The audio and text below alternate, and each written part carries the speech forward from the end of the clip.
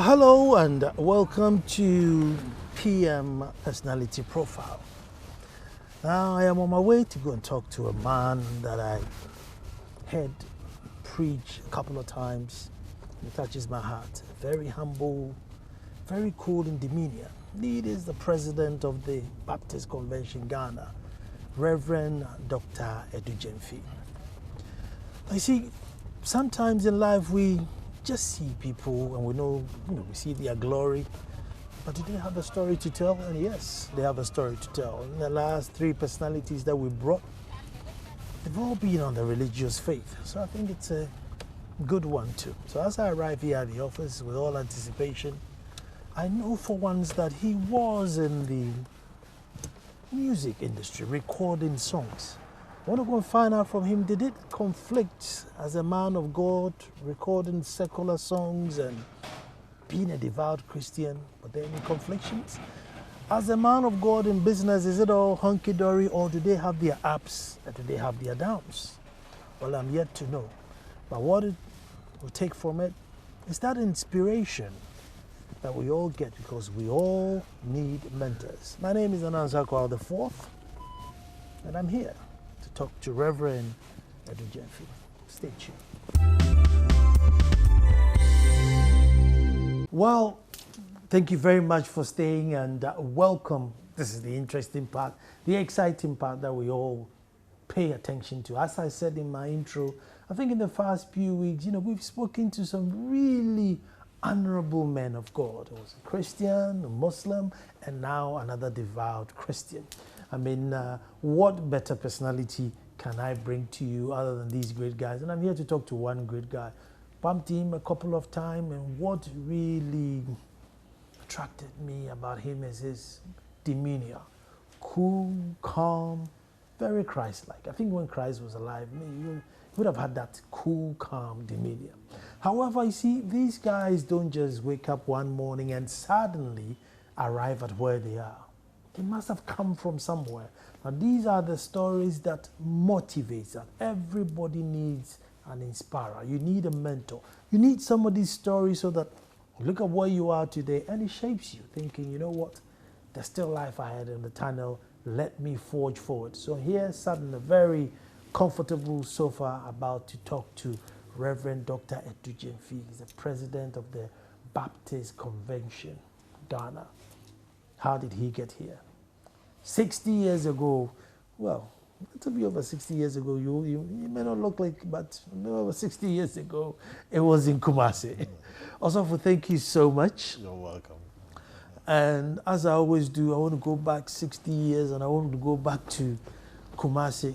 Silver spoon, bed of roses, beginnings? Well, yes and no. Okay. I was born in the mid-1950s. Okay. My father was a businessman and my mother was a trader. Okay. My mother had 3 children, 2 ladies ahead of me. I'm the last. Okay. But my father married 6 different women at different times. Wow. And so I have a total of 36 siblings. That's a big family. That's quite big. That's a big family.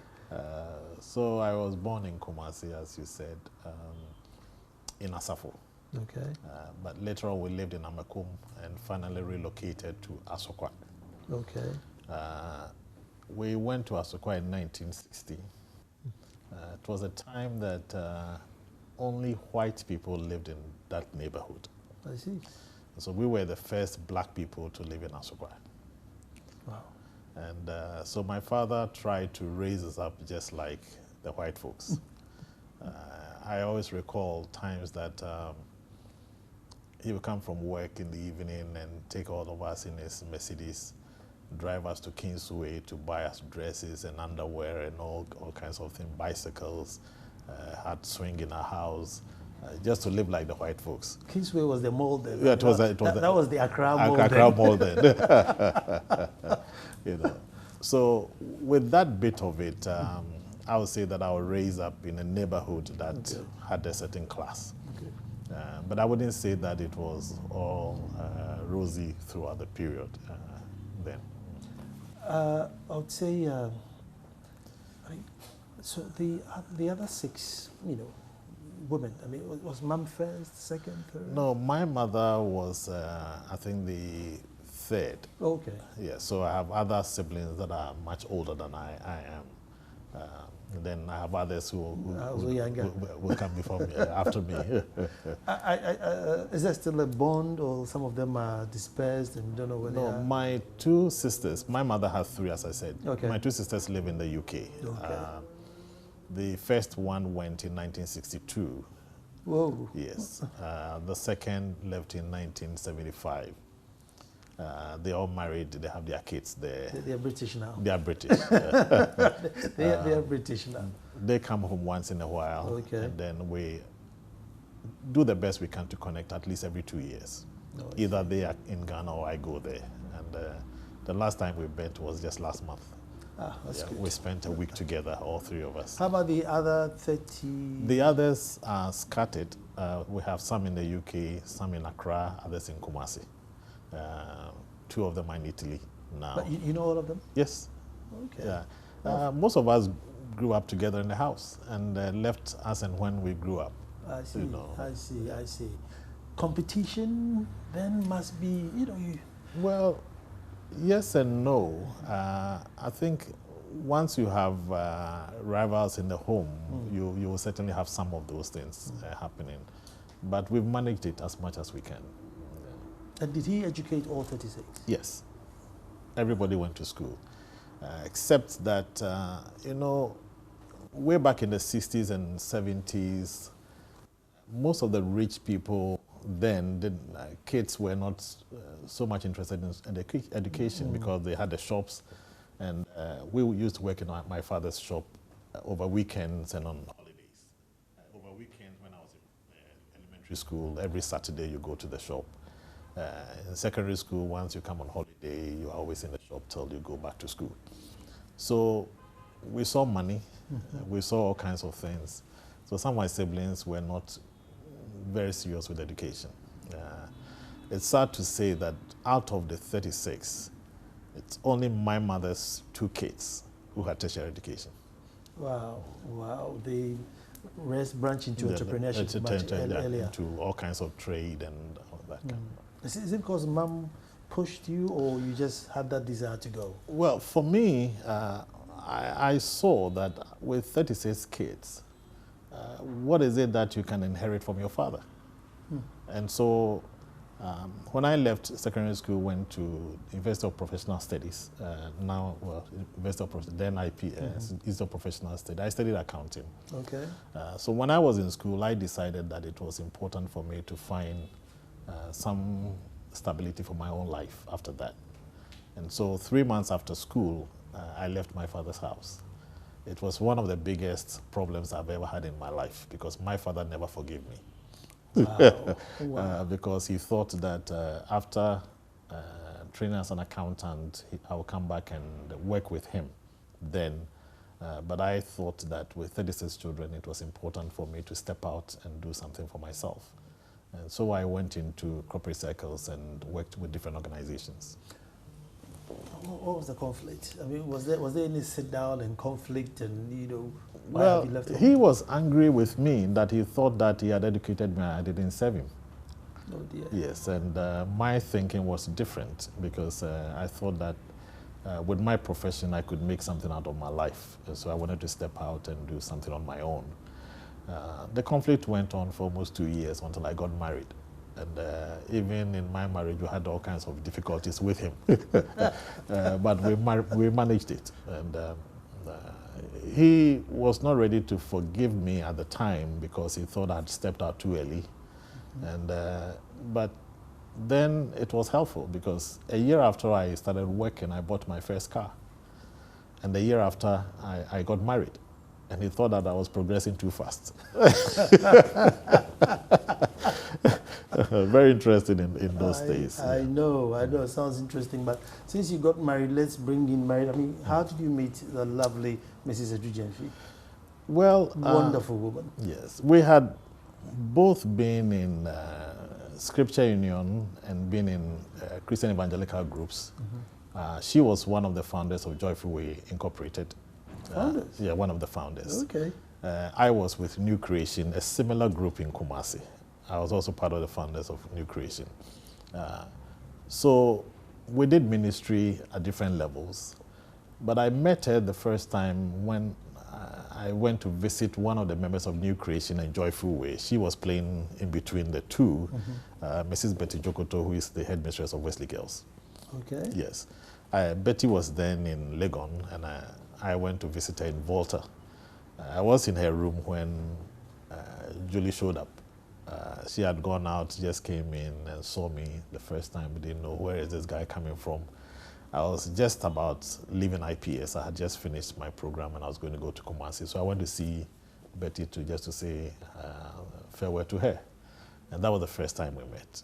And subsequently we met at other Joyful Way programs, and that was how the connection came in. I wish you were here that I asked her, because even now, I mean, you're a very dashing man. So back then, I'm sure, you would have been swept here. It's not for you to blow your That's own. right. I see. Did it take long before the... Yeah, we saw each other for about 2 years. The first time we met in 78, and we got married in October 1980. 80. Yeah. Oh, that's nice. But why did you see Christ? I mean, how did you come into Christ so early? Well, I became born again around the age of 18. Okay. Yeah, I was in my in Form 5 then in Kumasi Academy, which happens to be a Baptist school. I grew up as a Catholic. We had the Catholic group in Kumasi Academy and in most of the secondary schools in Kumasi at the time, called the Young Christian Students Group. I was the president at the time. So I led those group as a Christian group then. But within my own spirit, I felt a hunger for something beyond just being part of a Catholic church. Somewhere in late 73, the YCS group used to have what we call Area Day. And so all the Catholic groups in the various secondary schools would gather in one secondary school. It was a fanfare time. We did all kinds of things. And in that school term in 73, Kumasi Academy hosted all the schools in Ashanti region. And when the students were coming, students from Yasantua had an accident. Oh dear. So two of the girls died. It was a very bad accident. And we went to the funeral of one of them. And that was where the turning point began. Our school then had a brand new Bedford soccer buses in those days. And we were using the bus for this trip. Fairly new bus, I think it was just about a month old. When we left campus, that bus started overheating. And we didn't know what was going on. The driver attempted to stop once in a while, fill the tank with water. We went along, and we left school around 11, going to Suta. Now on the Mampon Road, it should have taken us probably 45 minutes to 1 hour. But we got to Insuta at 5:30 in the evening, just because of this radiator overheating problem. And all through the journey, none of us knew what was going on, because this was a brand new vehicle. Why was it behaving that way? But when we got to the funeral, on our way back, there were some students of the same group who were in ATTC then in Kumasi, who decided to ask for a lift. And we decided to give them a lift, but we had told them the problems we had. When they got on the bus, they decided to pray with us before we left in Suta. After the prayer, we set off. And on the return journey, we never saw that problem. And so when we got back throughout the night, I was struggling with myself. What is the difference between I as a Catholic and these guys as Catholics who offer a prayer for something like that to happen, and it didn't happen in my life? I was then the president. So through the night, I was struggling with the whole thought. What is this? So the next morning after the normal school worship, the group met, and I was recounting the story as to what had happened. But in the process of recounting the story, as I stood before the group of 60 students, suddenly I saw my whole life being played back to me. What I had done, some of the things I was involved in, things that separated me from God, and all those things. And I saw myself weeping in front of the whole group of students. So I dismissed the class, the group. They went, I went to a corner, and suddenly I felt like a direct encounter with God. Wow. So I knelt down, wept, and prayed a prayer of confession. I told God I was ready to offer my life to Him. And right there, I heard a voice that you've been called for a purpose. So I got up from there. I didn't know what this whole thing meant, but I knew there was some transformation immediately. I came back the next meeting, told the group that I think that there was something more beyond what we've been doing. It created a conflict in the group. Out of the 60, majority of them left. I was left with only 13 people. And I started reshaping the 13 around the format of Scripture Union. But that whole thing brought a big revival in Kumasi Academy. And within 1 month, a group of 13 students turned to over 160 students meeting every night. Wow. So I started preaching from that day. And I've been preaching since then, up to today. And I must say you're a very fine preacher. I must say you're a very fine preacher because I've sat in a couple of your sermons. Wow, that's a beautiful story. So we move up to, you finish school, you move from home, you do corporate circles, but somewhere along the line, that brings you to Accra. Right. I went into corporate circles. I began work with Ayedu as a construction company. Went to construction, went to farming and all kinds of stuff. From there, I went to Christian Service College, now Christian Service University College, and then went to Ekropon Farms, which was the second largest poultry farm at the time, and worked with them. And in late 1985, my father came back to me and wanted me to come back and work with him. We talked at length. Initially, I was very reluctant to take up that offer. But after a while, my stepmother came and spoke to me that there were the days of the revolution.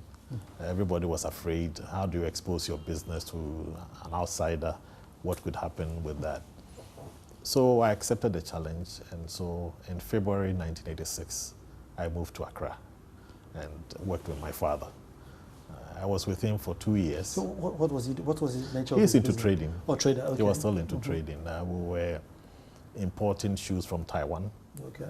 We did sewing machines from China, padlocks and locks from China, all kinds of stuff. Okay.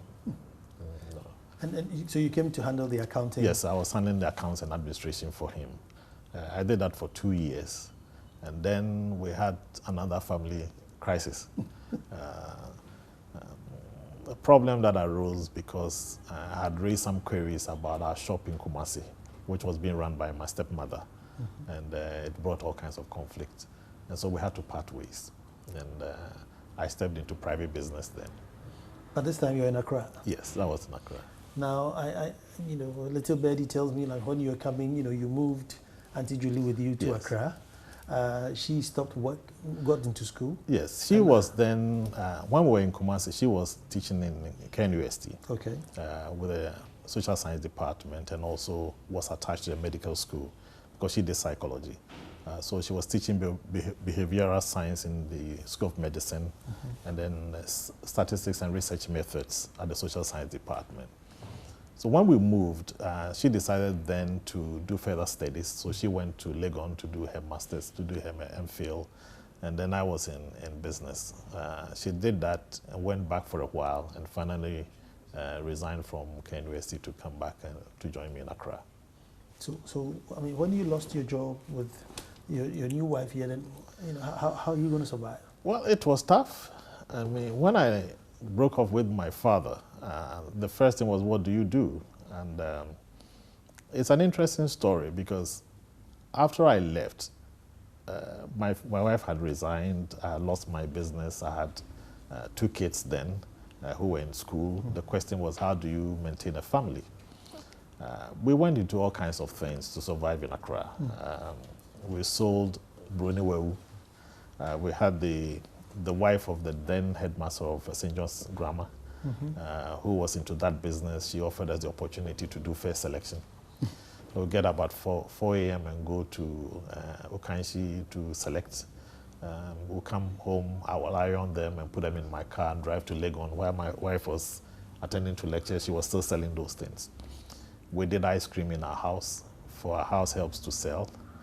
I got a shop in Kaneshi Market on the 2nd floor.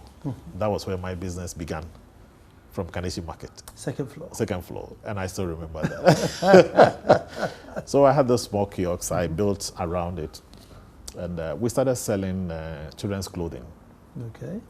There was a woman who had a... But had you done clothing businesses No, before? I had never been into, but we needed to survive.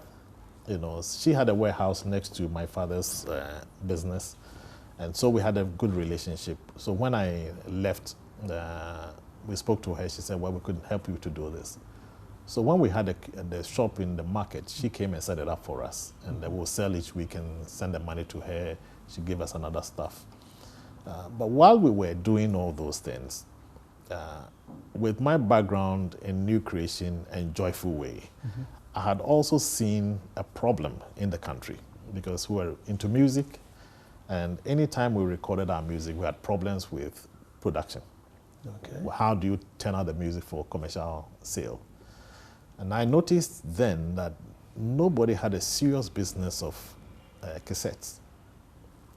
And while I was going around these things, I thought that somebody could look at this business. So I found one cassette with the brand SKC from Korea. Was your faith in Christ still stronger by this time? Well, you were a bit shaken.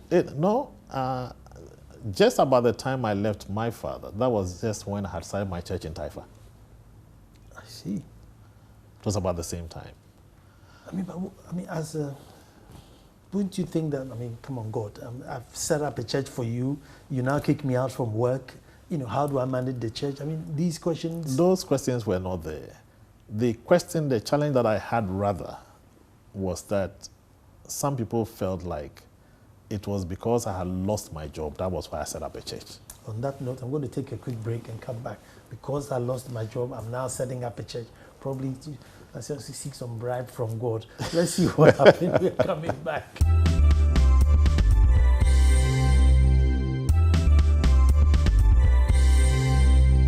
Well, thank you very much for staying. And just before the break, we got to the point where Reverend he wasn't a reverend then. So Mr. Adu-Gyamfi then, had, parted ways with his father, not working with his father anymore, now trying to set up his own business and trying to set up a church at the same time. My question was, had your faith shaken? You said no, but then public perception was that, well, he hasn't got a job, so he's trying to set up a church. That's also disheartening, either way. Well, it was, but on both ends, I wanted to also prove a point. One was to faithfully serve the Lord, and secondly, also to faithfully run the business and use the business to support the work of God. And so, we did that, and we started the church with 6 adults, 7 children in somebody's living room. We did it for a year. The place was full. We moved to another house, and finally we had an offer of a land that was given to us to use, temporary at the time, and finally it was given to us as a donation from the Yabuamwa family, the former stock exchange MD. He offered the land to us for free. How God works, You can't believe it. Charismatic Baptist Church in Taifa. In Taifa. So he was a member of the church, and he gave us the land. The family donated the land. So we built our church there. But I kept on running the business. I began, as I said, from Kaneshi Market. Then I found an office in the North Industrial area, around in the Marble House almost close to Gamot, set up my office there. And so when I found that cassette, which I was talking about, I imported a few of them then to Ghana. The first 2 months, I could not sell a single cassette. Oh dear. Yes, because then everybody was used to TDK, to Maxell, and Sony. To the young ones watching, you know, the CDs and, you know, MP3 things were not there. It was all cassette. And if you had a TDK metal, you know, you were... You were at the top. You know. So I brought in these SKC tapes, and nobody knew what it was. So I'll drive my car to... SKC? SKC. Ah, so you brought SKC? Yes, I introduced SKC to the country. Oh, okay. Yeah. And not only for the cassettes, I brought their videotapes. They gave me the franchise for their computer diskettes. And so, I mean, kept opening up the business. But let me begin with the cassettes. So I brought them in. Nobody knew what it was. I would go to Ghana Film Industry, then now TV3, park my car on the compound, go to the studio, met Acha, Samikwenu, and all Kwachi and all those who did recordings at the time. I sit with them, we chat. Musicians will come out, CK Man, Young Papa Yangson, and Pedu, and all. We are interacting with all of them. So I gave them copies of these to go and try. So they did. And after 2 months, they realized that this was a good product. You know, I did not know then that the brand that I had was the same as TDK. Oh, it's just the name had changed. A name change. I didn't know that until 2 years after, in 1990, when I went to Korea to negotiate for the agency from that company. They took me to their factory. And I noticed that they were doing the same brands there for TDK, for Maxell, for Sony, in the same factory. And they were branding them. Putting different names. Putting them different names. So they decided to brand the TDK as SKC for themselves. And then Sony, they branded as Smart. So I brought those two brands into this country. And I had to take time to explain to people that these were the same products because they were coming from the same factory. I'd been there, I'd seen it. I got a dealership for Zonal in the UK from Red Hill. And Zonal were into tapes for films and also for broadcasting. So I was bringing those things for GBC, for Ghana Films in terms of film production and then audio recording. And then I also had the cassettes. But after 2 months, when they realized that the tapes were good, I mean, it became a fight. I sold the whole consignment in 1 month. Look at that. So that was when I realized that, well, I was in good business. But then I didn't have enough capital. I began with, those days, 300,000. Right now, we're talking about probably around $3,500. That was all I started with. In 2 years, it was a big business. The Lord had been gracious. I had built a business. I had a monopoly at the time over SKC and smart tapes. In '92, I shifted into manufacturing to assemble the tapes here. Okay. So I brought my own equipment to do that. And while I was doing that, I also moved into music recording at the same time.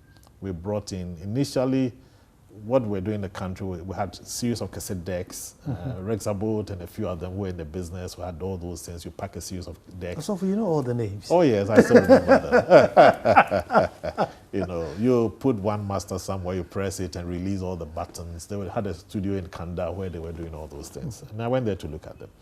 But it's quite a tedious work to stay real time to record 60-minute cassette. How many can you do in a day? So music production was not really as fast as it ought to be.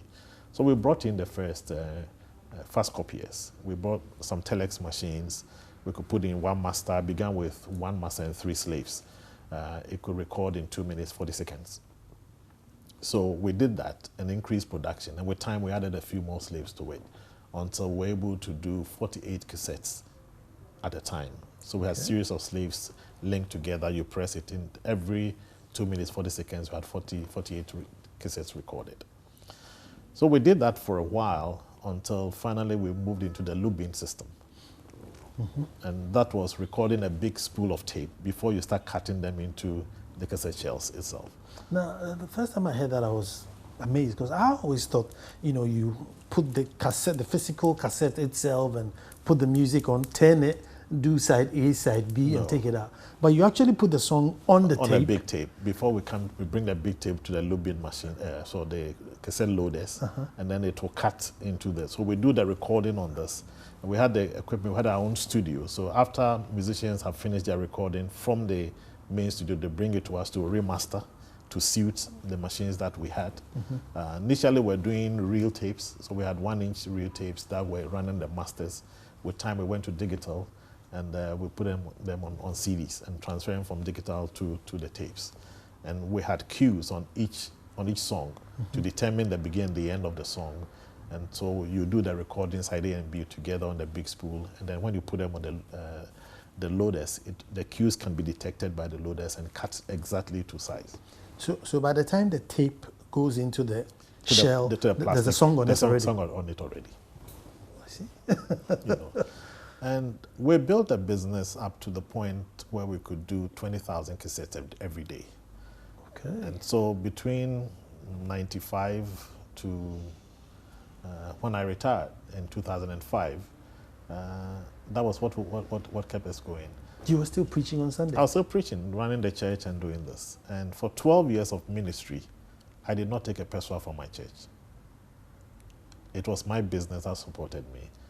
And it was a business that helped me to build a church building and did all the things that I did at the time. For a very devout Christian, you were then coming into contact with very, very non-Christian-like people. Because these are, musicians, high life, living, the life. And did you attempt to convert them, or you just kept to yourself? Well, when I had the opportunity, I did. But for a lot of them, they saw something different about me. And even though I had not spoken, they noticed that there's something different about this man as we dealt with him. And when some of them later realized that I was a Christian and also a pastor, they were surprised. And they said, well, that says it. Somebody like Lord Kenya would come to my office and was always running away from me. And he kept saying that there's something about this man, I can't just stand him. Anytime I see him, I feel like running. So I was not surprised that Lord Kenya became a Christian later on. He was called, but he didn't know. But didn't know. I knew he was running away. But I've dealt with all of them. We worked with JoyNews, we worked with Lumba, JoyNews. We helped JoyNews to, when Kokoko came, we were the ones who brought Okrekumante in to come and listen to the music. We thought that this was good, if you could take it and work with it. So it started from... Yeah, well, I've worked with all of those. And that was Multimedia... Multimedia Technology Limited. I see. I see. We worked with all the guys in Joy, Ken, Bolari. Yeah. We worked with all of them, Also, did it help you in your Christian life? I mean, meeting these guys who were not devout, Christians in a way, did it help shape you in any way, or it was just one aspect of that? Well, I learned a lot of things through that because, some people are just glued to the church. But I was in the marketplace and I saw all kinds of people, not only the musicians, but I dealt with all kinds of businesses. As I said earlier on, as I worked with SKC and moved from cassettes to videotapes to computer diskettes, it opened the door for another line of business. So we did work in the field of supplying office equipment. My company was one of the first few that was into computer sales in this country. Okay. Yeah, so we worked with Masai, we worked with Atlantic Computers, and a lot of them. We placed our diskettes in AGC in Obuasi. At a point, it was basically SKC cassette diskettes that was everywhere. We worked with Electricity Corporation, we worked with Ghana Water Sewage Corporation. We had all those in there. I worked with, what do we call it, procurement agency. We supply computers and office equipment to some organizations. But after a while, I felt like, why don't you concentrate on the cassette business? Because there was more money there. I didn't want to go into tenders and all the disappointments sometimes with tender. So I just concentrated on those things. So I met different people. I met with bankers, and because you needed assistance from one way or the other. When Fidelity came, we were about one of the first people who took facility from there as a discount house. They supported us a lot in buying some of our equipment for us. Osofo, being an Osofo, I mean, when some of the songs that you had to record, like the lyrics in this song or the message in this song, I don't agree with it. How did you deal with that? I mean, those days, I don't think that the songs were really vulgar. If you listen to songs of Ampadu and others, they were more of telling a folktale, a story. Okay. You listen to CK Man and others, they were telling stories. So, I mean, there were not things that really created a serious problem. It was when the hip lives were coming in, then we started having some of those challenges, you know. But we saw that as the business part of it. We could not cut off and say that we stay only with the Gospels. In reality, we began with the Gospel. We were the first to produce Tego Sisters. Oh. Yeah, when Tego Sisters began, we turned out all their music through one of our friends, Shadrach, who was running a Christian music shop. We did all the duplication for him and all of those. So we did Tego Sister, we did Daughters, I mean, everybody. We supported Otabel's messages. All of them were being recorded at our place, all his conferences. We supported Church of Pentecost with their media center. So we did everything for Christians, and then we also did the secular in addition. So for those days, anytime Lumba was going to release a song, I mean, to get a cassette to buy, I mean, so now I think I can comfortably say, well, it was multimedia. It was not only multimedia. We did some for Lumba, but City Rock did most of the work for Lumba. Okay. And the challenge for us then was that if we're going to release Lumba's music in those days, we needed to print at least 100,000 cassettes before it could go out. And despite Father Dixon would put pressure on all of us. So sometimes City Rock had a job, we didn't have the material, he would come to us, we negotiate, we give them the material to go and do it. You know, if we wanted to do something for Amachi Dede, we needed to print a minimum of 10,000 cassettes before the song goes out. When we released Kokoko from Dasibre, we did 500 copies to start, in fact 5,000 copies to start with. The music got finished in 1 hour. Whoa. I mean, Mark was shocked because when we told him that we could make something else, he initially was a little hesitant. We said, let's give it a try. We did 5,000 copies, took it to the market, everything got finished. We had other orders, and the first 2-3 days were stuck. We didn't know how to cut down our orders to attend to this, and here was it. And Mark and Zap were on us. What do you do with some of those things? Do you miss those days? Well, sometimes I do.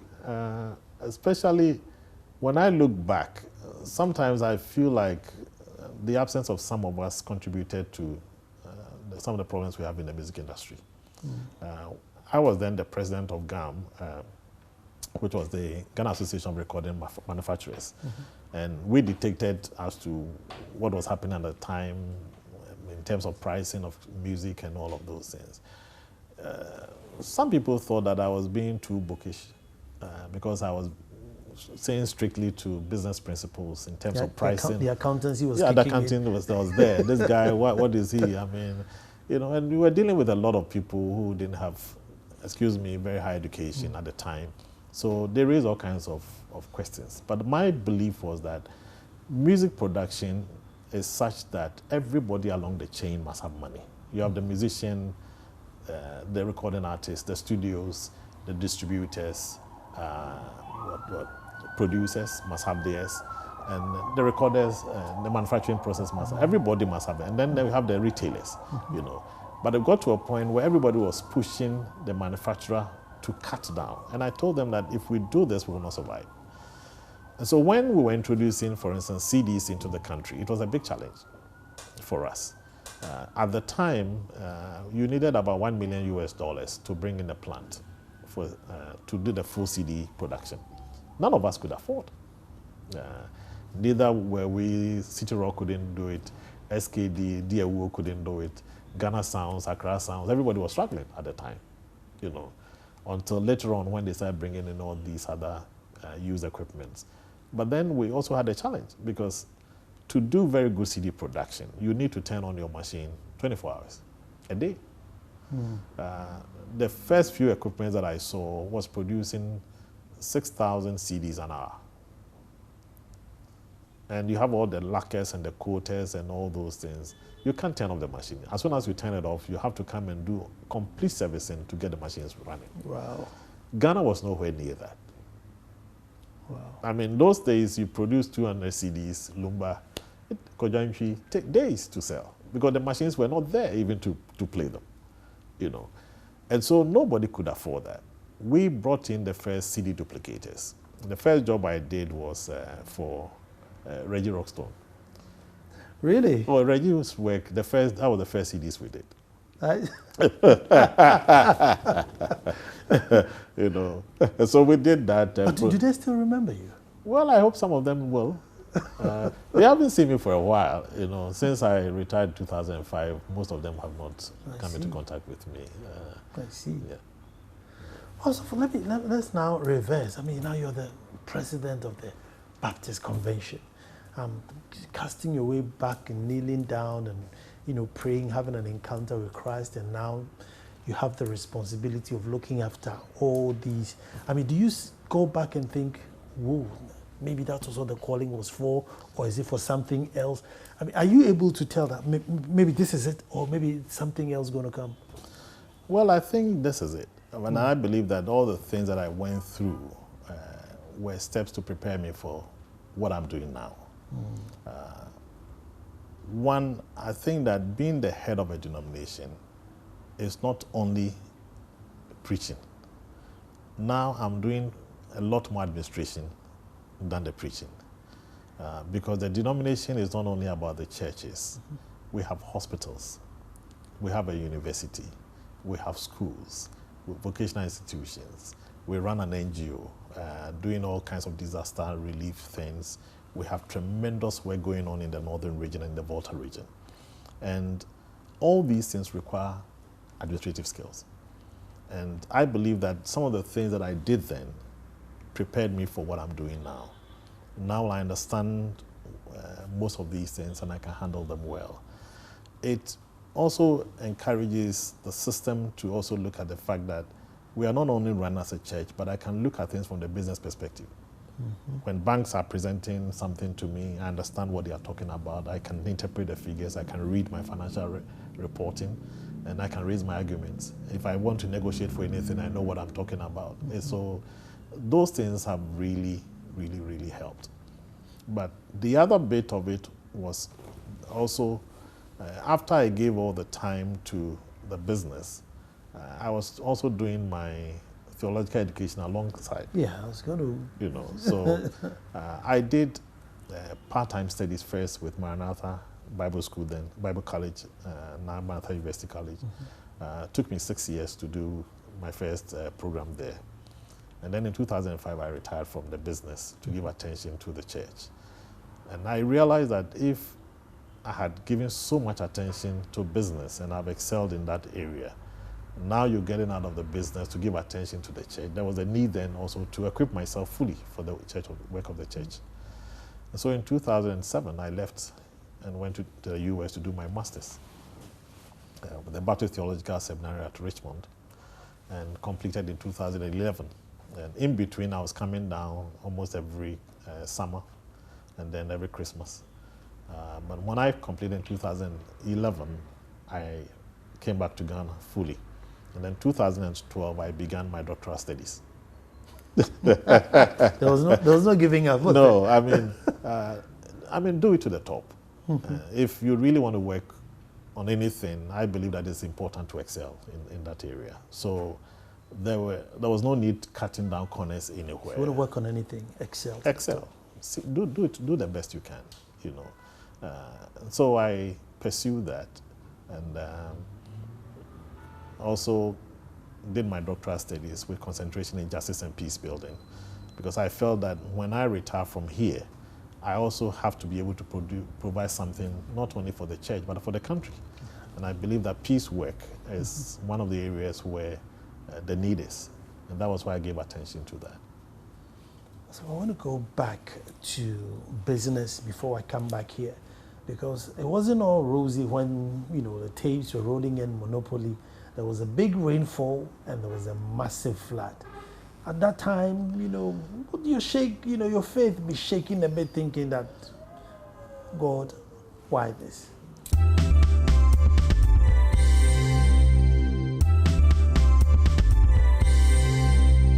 Well, thank you. We're back talking to Reverend Dr. Adu-Gyamfi, and I'm sure you've loved every minute of it, just as I am doing here. But somewhere along the business, when multimedia was flying with machines and doing all these wonderful tapes and everything, we wake up one morning and there's a flood. So that must be a blow for anyone. It was a big blow. In '95, over a weekend, was working with my insurance brokers on my insurance for the business. Friday, we got to a point, I was trying to review my policy to expand it. But we could not finish with the whole process. So the question, the thought was, why don't we go and come back on Monday and finish with this? Wow. My insurance had just expired. Oh my God. And over the weekend, there was this massive rain. And Monday morning, going to work, we realized that we could not get into our office. I was then in Marble House. As soon as we got to state transport, the water was already on our knee. And going towards the end, it was going higher. It took 3 days for that water to recede. And when we got into the office, we had over 6 feet of water in our office. All our equipment were underwater. Everything was gone. Insurance had not been renewed. There was such a massive loss that SIC wanted to find any loophole to get out. And here was I. But God was so gracious to us. We had a container load of raw materials at the port. We were expecting it to have come in on that Friday. The agents could not finish clearing it. So that container was left in Tema. So we told them on Monday, you cannot bring this. You keep it there for a while. We may have to pay for the rent and all those things for a while, but it was better to endure that. So if it had arrived on Friday? It arrived. We had finished clearing. Had it arrived Had it arrived, that would have been the end of everything. So it took us about 4 days to get into the office. We have some of my church folks came in to clean the place for us. We were washing tapes and all kinds of things. We did everything, but a lot of machines went bad. We took some to Korea for servicing. You have to ship them back. You have to ship them back. I mean, these were very heavy equipment. They had to go back by sea, you know. So it took a while to get to them. They did everything, brought them back. We took some to the recorders to the US to get them repaired. They looked at it. They thought that it was too expensive repairing. And still, you didn't think that, look, I mean, God, I built you a church. I'm saving souls. It's nothing. Well, the Bible says in all things we have to give thanks to God. I mean, our lives could have been lost. What if it's the business? So we did everything, and we had some of our Christian friends, Baptist friends, who came in to help. In fact, some of them came and said, whatever money you need, let us know. We'll give you the support. So they gave me some support. I cleared the goods. We had some makeshift processes to work with. It took us a while until we replaced majority of the equipment. But when we came out of that, we knew that it was time to leave the industrial area and find some other place. So we moved to Aveno. And we came to the Capital Mall and decided this time we're not going to be on the ground floor again. We've had enough. So we went to the first floor. And that had its own challenges. Because if you look at the nature of equipment that we're using, not only the loaders, but the shrink wrappers, the printers, and these were very heavy equipment. In fact, we had to use cranes to lift the equipment through windows to drop them into the rooms. Whoa. These were very heavy equipment. I remember my mother came to visit once, and I took him to the production line and said, what? How did you come by this? You train as an accountant, where from all these machines? I said, well, that's where I believe the Lord is leading me. You know, so those were challenges. We've suffered a real loss.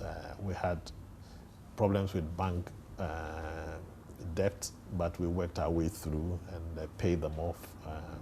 just to get the business back. So even though you are, devout Christian, doesn't mean that it's all going to be ice cream and cakes. I don't think so. I mean, I have challenges with people who believe that a Christian should have everything smooth. You go through challenges in life. That's the reality of life. Everybody goes through it once in a while. And, well, since I have 10 minutes, actually, let me do a bit of bragging rights. Because I know you have 3 children and 7 adopted. yes. That's very proud of you. And any of them following the footsteps, or they're all like you, rebelling and breaking away? No, my kids are all around now. The first one works with Stanbic Bank. Okay. The second one is in his own private business now. First one is a boy, yeah? The I boy. want their names, of course. Yeah. They'll probably be telling their friends, yeah, that's what daddy's talking about. Yeah, Bernard is in Stanbic Bank. Okay. Francis works on his own now. He's an IT guy. Okay. He actually studied aerospace engineering, but switched into IT. He works for a company in the US, Top Golf, as the outsourced agent in Ghana now. He does the software development for running their golf parks in Texas. So he manages it from here. The last one is with EcoBank, Amanda. She works with EcoBank. They are all married and they are all living their lives. So they seem to like the figures like you. You're right. They seem to like the figures.